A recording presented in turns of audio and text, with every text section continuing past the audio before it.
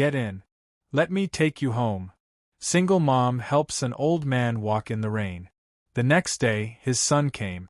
The rain was coming down in sheets, slapping hard against the windshield like a warning. Music, streetlights blurred in the downpour as Emma Carter squinted through the streaked glass. Her old sedan groaned with every turn, windshield wipers squealing as they struggled to keep up. The hour was late, almost midnight, and the silence in the car was broken only by the rhythmic breathing of her 5-year-old daughter, Sophie, curled up in the back seat, music in her pink dress, asleep with her small shoes dangling off the edge of the seat. Emma's blonde hair was pulled back into a low, tired knot. Her waitress uniform still smelled faintly of grease and coffee. She was exhausted, her back aching from another long shift at the all-night diner. All she wanted was to get home, dry off, and sleep for a few hours before the next day started all over again. Then she saw him at the edge of the sidewalk, barely visible in the downpour. An elderly man stood hunched under the weight of the storm. He had no umbrella, no raincoat, just a soaked wool blazer clinging to his thin frame. One hand gripped a lamppost for balance, and the other trembled as he looked down at a phone, clearly dead or without service. Emma's foot eased off the gas. She hesitated. This part of town was quiet, but not unfamiliar. Still, helping strangers in the middle of the night was something the world had taught her to be careful about. Her hands tightened around the steering wheel, but then she saw his shoulders shake. Not from the cold, though he was clearly freezing, but from fatigue, maybe even fear. Emma sighed softly and pulled the car over. She rolled down the passenger window halfway. Cold rain blew in immediately. Music. You okay out here? She called out. The man turned slowly, blinking through the water dripping from his brow. His voice was calm. I got turned around. My phone died. I thought I could make it, but I am not as young as I used to be. Emma, music, studied him. His clothes were soaked through, shoes covered in mud. But there was something dignified in the way he held himself. Music, not just old, but gentle, lost. She leaned over, unlocked the door, and gave a small nod. Get in, she said quietly. Let me take you home. He hesitated for just a moment. Then, with a slight nod of thanks, he opened the door and lowered himself into the seat. Rainwater pooled on the floor mat beneath him. Emma turned the heater up, though she knew it barely worked. The silence between them was broken only by the sound of the storm until the man spoke again, his voice a little clearer now. You did not have to stop, he said. I know, Emma replied, keeping her eyes on the road. But I couldn't just drive past someone's grandpa melting in the rain. That earned a faint chuckle. Arthur, he said after a pause. My name is Arthur. Emma, she responded. And the sleeping beauty in the back is Sophie. Arthur turned slightly, smiling at the little girl curled up peacefully. She reminds me of someone long ago. They drove in silence for a few blocks before Emma asked for his address. When he gave it, her eyes widened slightly. It was in one of the most affluent neighborhoods on the edge of town. Still, she said nothing. As they approached the gated street, she followed his quiet directions until they reached a large brick home nestled behind trimmed hedges and glowing porch lights. The rain had not let up. Emma parked and glanced at the walkway. A wide puddle had formed just in front of the steps. Arthur made a move to open the door. Wait, Emma said gently. She stepped out first, dashed around the car, and opened his door for him.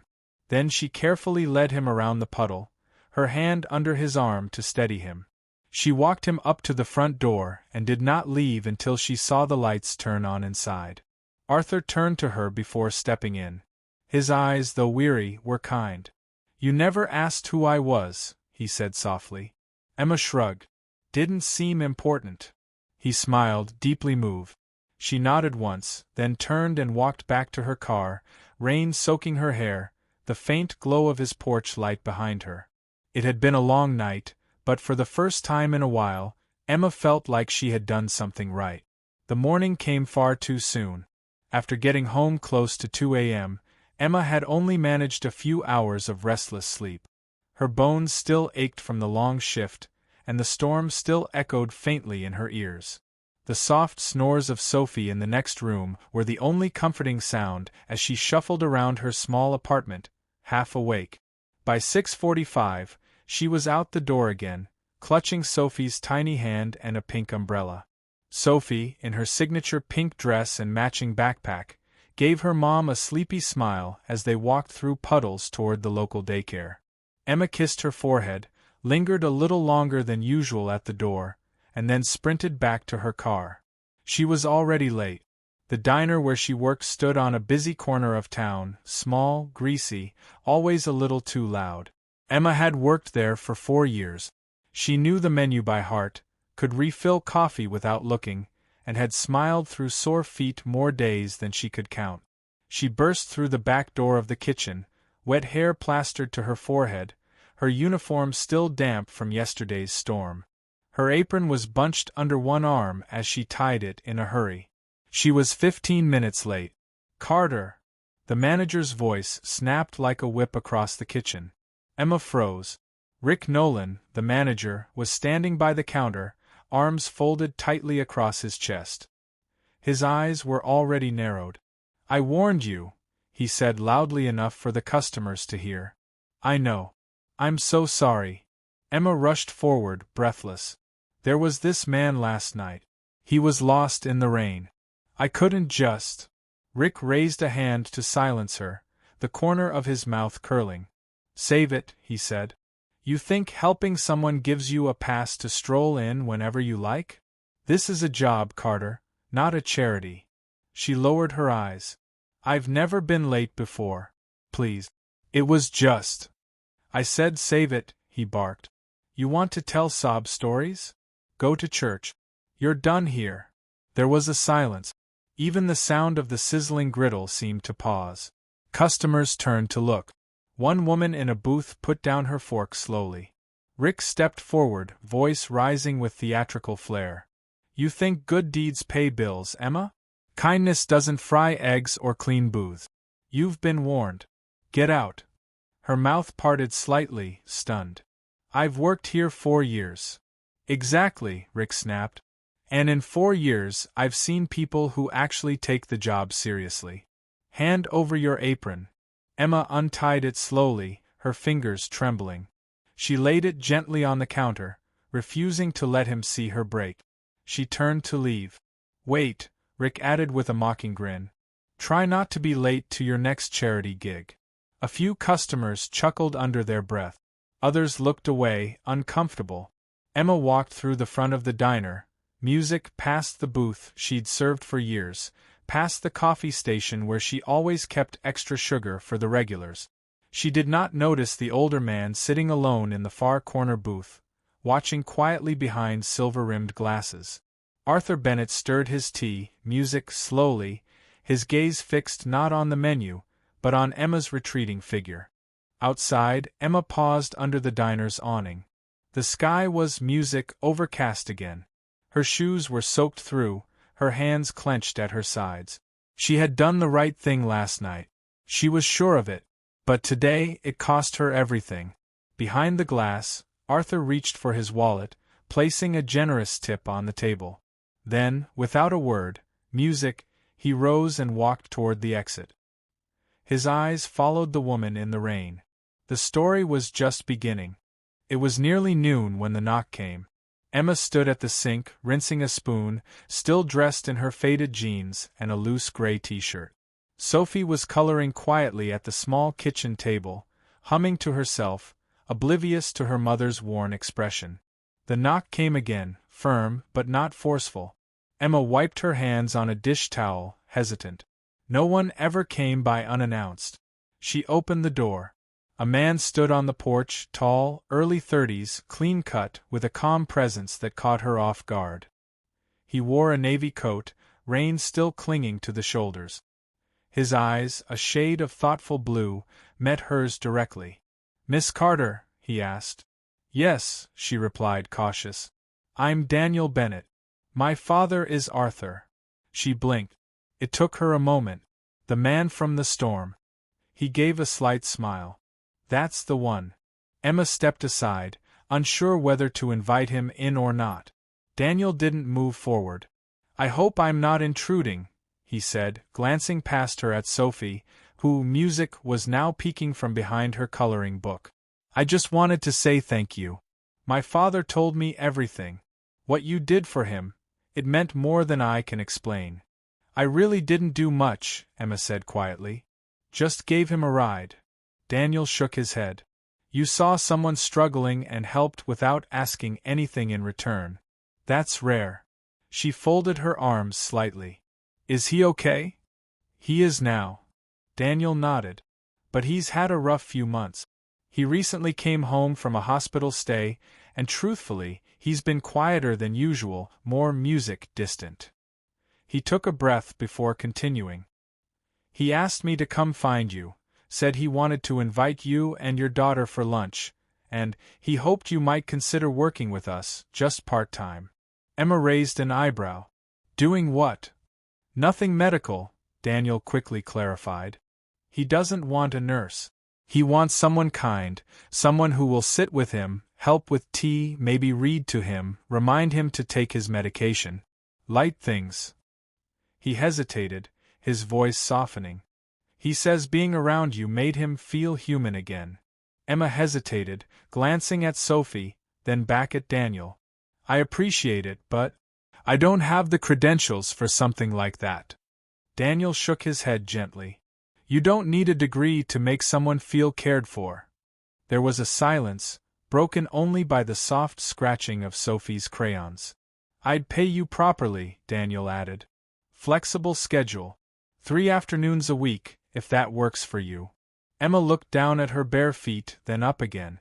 She had just lost her job. Rent was due next week. Groceries were already tight. But it wasn't just the money. There was something sincere in Daniel's voice, something grounded, no pity, no agenda. Just a quiet offering of a different path. She nodded slowly. 3 days a week. "I can try." Daniel smiled, relieved. "Thank you." "He'll be thrilled." From the kitchen, Sophie's small voice piped up. "Can I come, too?" Emma laughed under her breath. "I think we'll have to ask Mr. Arthur." Daniel glanced at Sophie, then back to Emma, and said warmly, "I think he already has his answer." He handed Emma a small folded note, music, an invitation written in Arthur's handwriting, elegant and old-fashioned. Emma held it gently, her heart unexpectedly full. As Daniel stepped off the porch, he turned once more. "You gave him something he hadn't felt in a long time," he said. "Hope." Emma closed the door behind her and looked down at the note in her hand. For the first time in days, she smiled. It was a quiet Saturday afternoon when Emma and Sophie arrived at the Bennett estate for their first visit as more than just guests. The large ivy-covered home stood tall and elegant, but not intimidating in the way Emma had feared.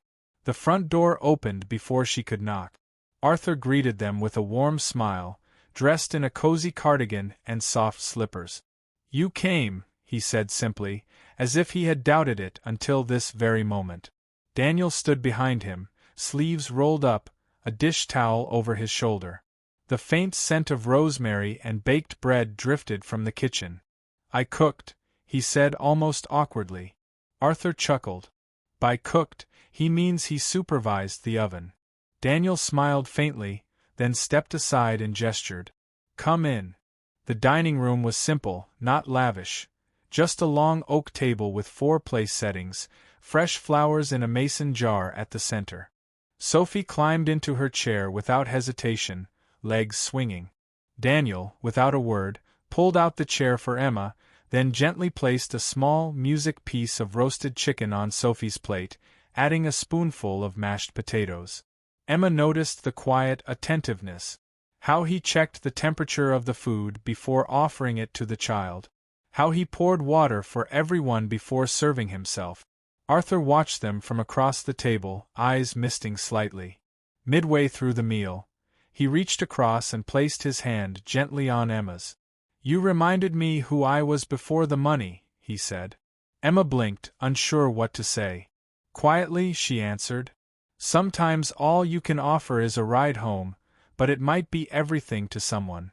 After dinner, while Sophie drew pictures at the coffee table, music, Emma followed Arthur into his study.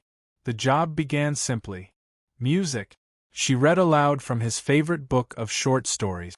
Later, she helped him fold some linens, made a pot of chamomile tea, and sat beside him in the sunroom while he talked about his late wife, about raising Daniel alone, about the long pauses of loneliness wealth could not fill. He listened too. About Sophie's fear of thunder, Emma's love of gardening, the nights she used to sing quietly just to calm herself. Music. Daniel returned each evening just as the sun dipped. He never interrupted, only nodded to Emma, catching her eye with a soft, silent question.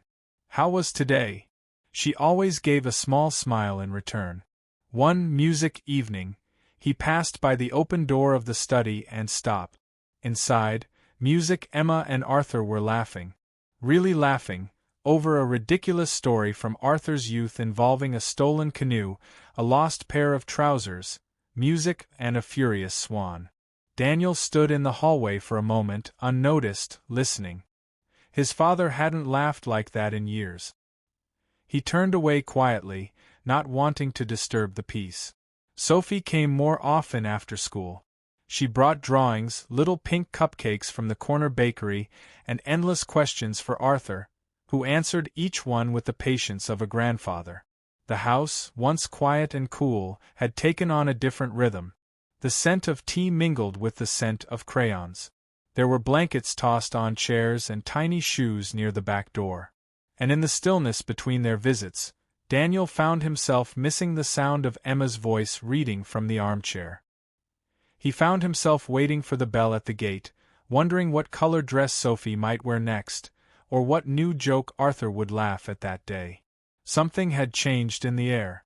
Not all music at once, but gently, steadily. And for the first time in a long time, the Bennett house no longer felt like a museum of memories. It felt like a home.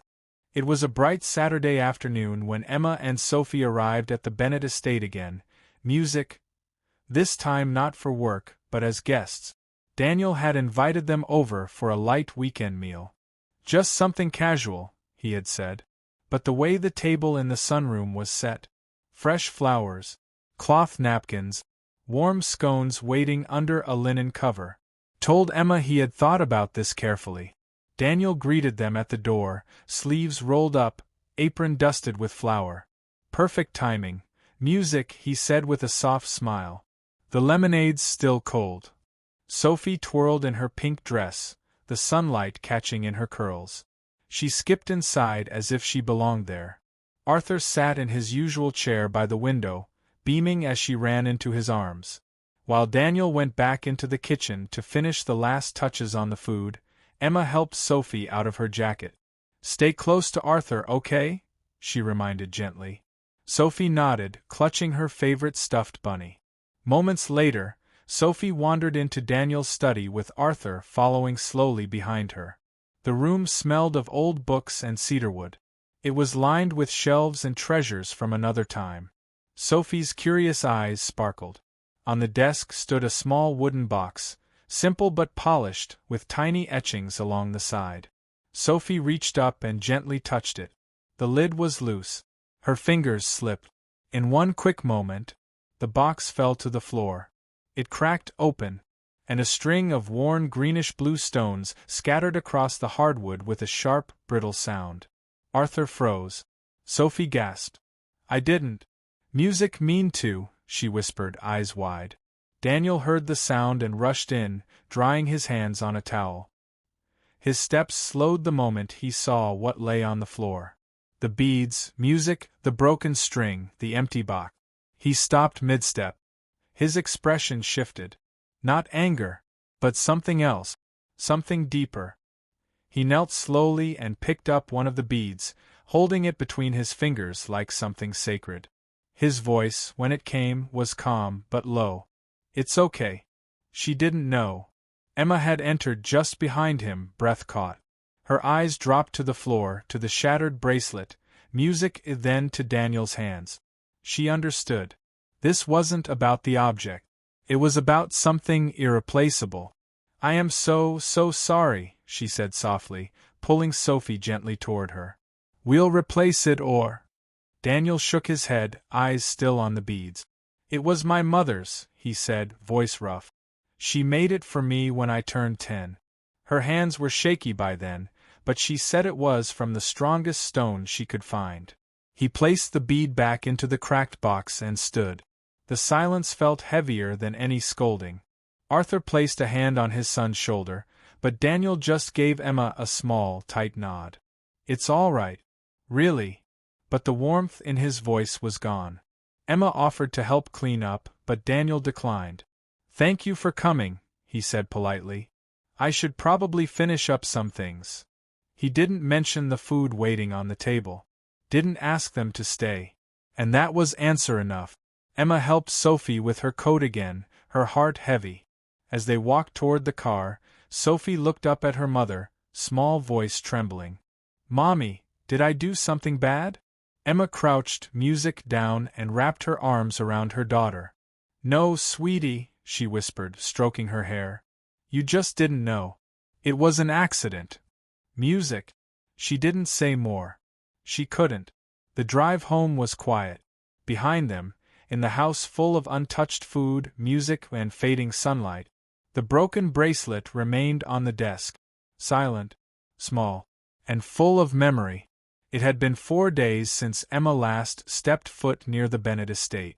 She had texted Arthur that morning after the accident, her message careful and apologetic. I think it's best you find someone else to assist you, Mr. Bennett.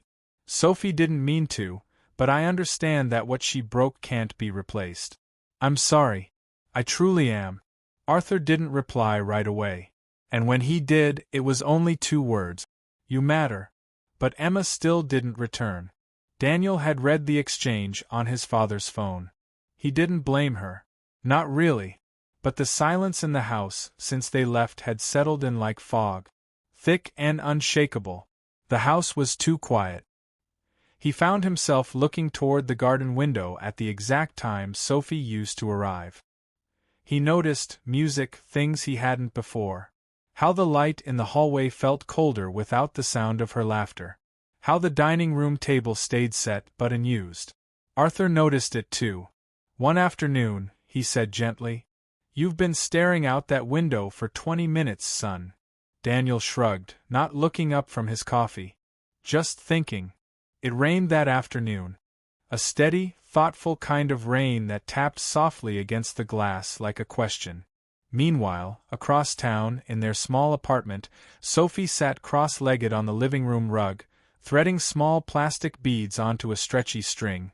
Her tongue stuck slightly out as she concentrated. Emma watched from the kitchen, heart aching at the sight. "What are you making, honey?" Sophie didn't look up. "Mommy said we can't fix the old bracelet," she said quietly. "But maybe I can make him a new one." Emma knelt beside her, eyes soft. "You don't have to, sweetie. It wasn't your fault." Sophie kept threading. "But he looks so sad," she whispered. "And I want to make him smile again." When the bracelet was done, a messy, colorful loop of mismatched plastic beads, Sophie held it up proudly. Then she grabbed a scrap of paper and a purple crayon, writing in big, uneven letters. "I'm sorry I broke your shiny bracelet. I made this one for you. It's not shiny, but it's full of love. Love, Sophie, 5 years old." Later that evening, there was a knock at Emma's door. Not Emma visiting Arthur, but Arthur visiting her. She opened the door cautiously. Her eyes widened in surprise. "Sophie asked me to bring this," Arthur said gently, handing her a small paper bag. Inside was the bracelet and the note, folded gently on top. Emma blinked back sudden tears. "Will you give it to him?" she asked softly. "I will," Arthur promised, and turned back into the misty evening. Daniel sat alone in his study when Arthur entered. Without a word, he placed the bracelet and note on the desk in front of him.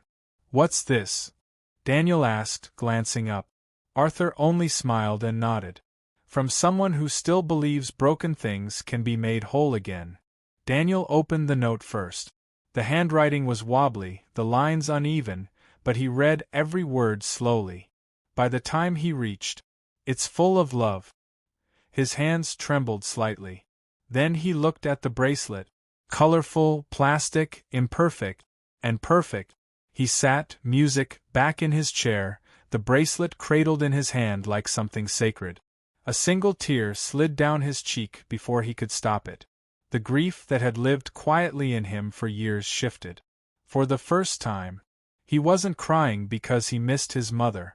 He was crying because love, pure, undeserved love, had walked into his life again. Through a child who did not owe him anything. And with that single, tiny bracelet, Sophie had mended something he didn't know was still broken. It was dark when Daniel arrived at Emma's apartment. The hallway smelled faintly of old paint and rain. Emma opened the door, surprised. "Daniel." He didn't wait. He gently took her hand. "I was angry," he said. "Not at Sophie. Not even really at the bracelet." His eyes held hers, steady but full of something raw. "It was important, but people are more important." Emma didn't speak. Couldn't.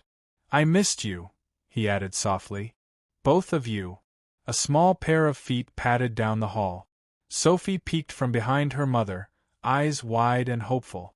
Daniel crouched to her level, pulled something from his pocket, and held up her plastic bracelet. "I'm wearing it tomorrow," he said, smiling. "And every day after that." Sophie beamed, then threw her arms around his neck. Daniel hugged her tightly, the tension he carried for days melting against her small, fierce embrace. Emma's hand flew to her mouth as tears gathered. This time it wasn't from guilt, not from fear. It was from relief, and from the feeling that maybe, just maybe, they weren't losing this after all.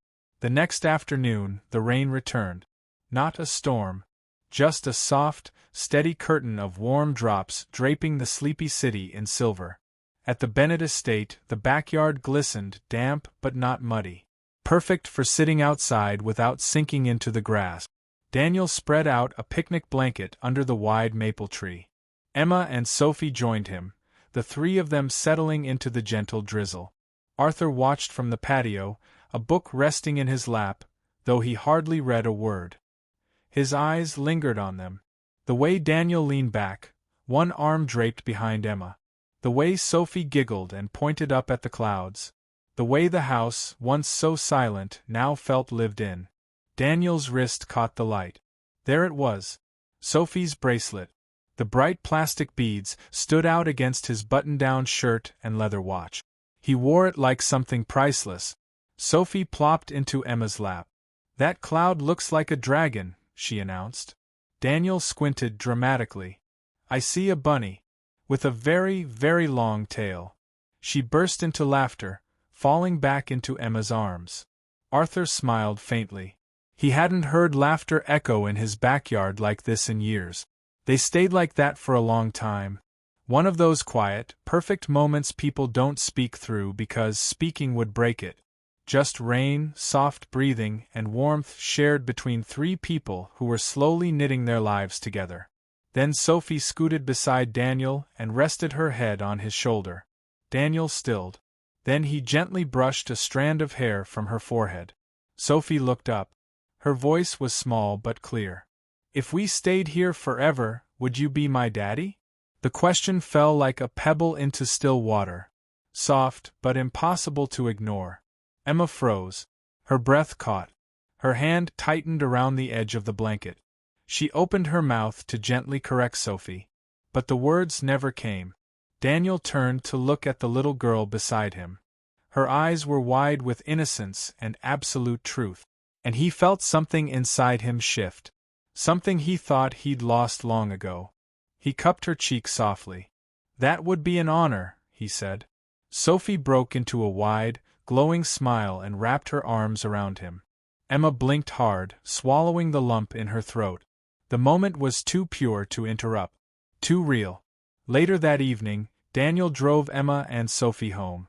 The streets shimmered under wet streetlights, the car quiet but full of something unspoken. When they reached the apartment complex, Emma opened the door, but Daniel didn't let go of the steering wheel. "You know," he said quietly, "you two didn't just walk into our house." Emma turned slightly toward him. "You brought it back to life." Her chest tightened. She forced herself to breathe. "I think," she whispered, "we needed each other more than we realized."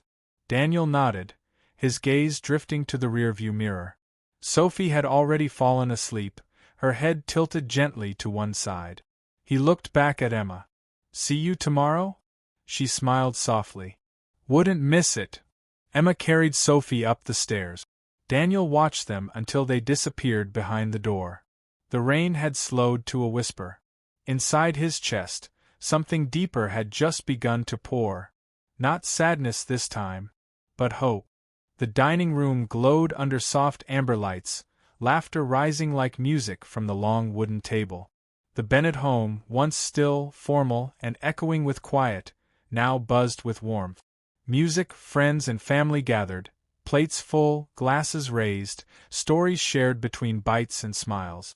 Arthur sat at the head of the table, a gentle smile tugging at his lips as he looked around at the joy, the chatter, and most of all, at the woman and child who had turned this house into a home again.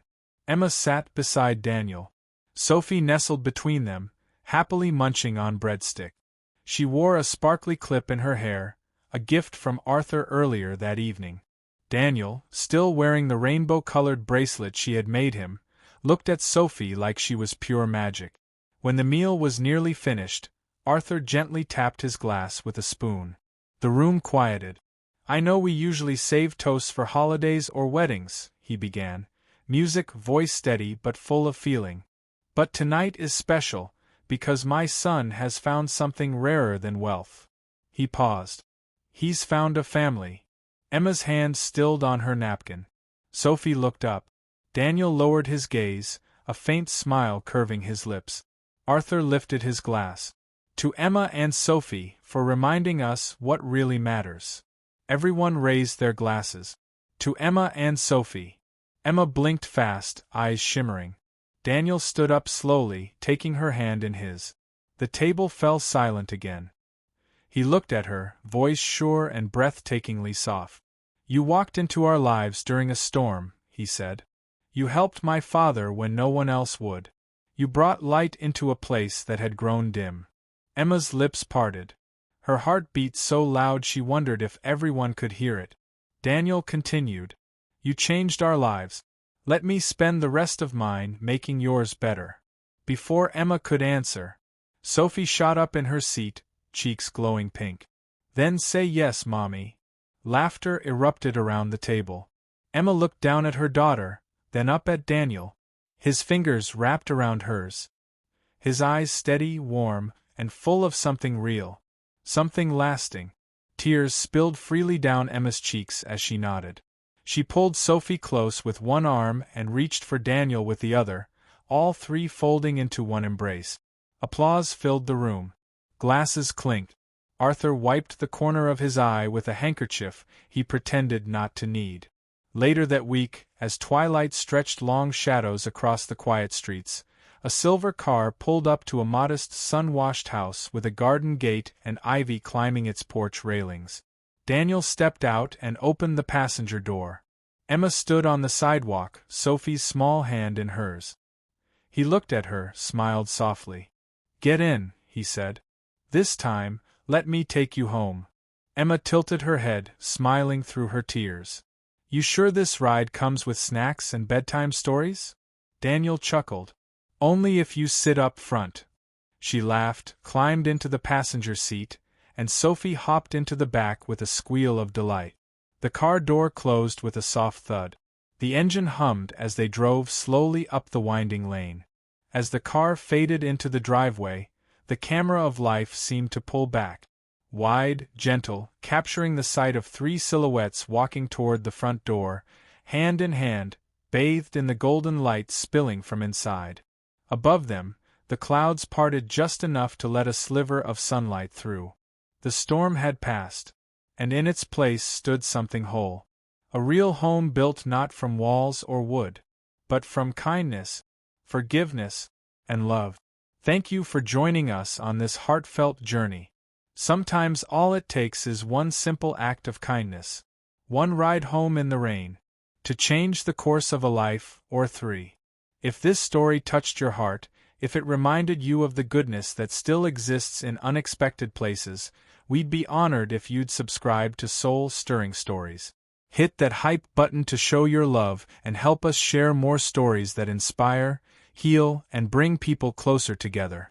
Until next time, stay kind, stay hopeful, and never underestimate the power of a single, selfless choice.